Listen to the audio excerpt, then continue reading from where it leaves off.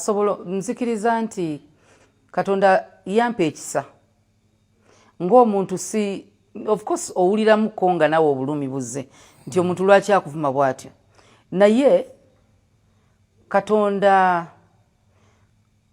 atuuka ndowooza n'atuuka nga akuleka like oba yakugumya naye nina bye ebintu bye nalaba kasita nazuula nti social media basasula abantu waliyo omuntu akuvuma nga talina nsonga basasulwa n'emirundi egi babasasula okuvuma abantu naye ne basasulwa ne views ez'abalaba ebivumo yes kati nti waliwo ono agamba nti nkoze ntyo ofuna emmere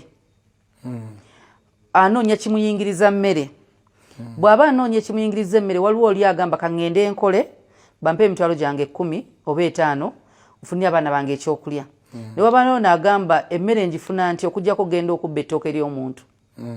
n'ono ali ku social media agamba nti emmere njifuna wa singa erinnya lya Makula lye liriko bwe ndivuma bandaba nti ye kati Daudi yagamba nakera nakuvuma okutuuka saa 6 nga alina 30k yes Daudi yagamba onsiza amafuta ku mutwe n'ekikompe kyange kiyiwa that overflow eba tekyali yiyo obeera wa mululu nnyo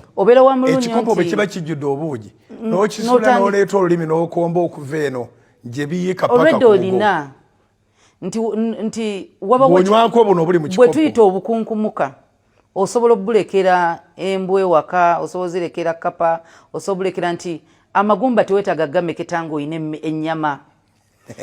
ebimu obireka so ekikompo okubanga kiyiwa abamu bagamba nti okubye ennyo kubanga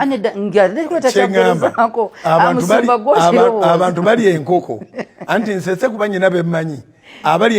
enkoko yennyini bagirya neggwako ate ebisolo banaabiwaaki naye nga tolina kyalekeddeko mbwa eggumba n'alyasa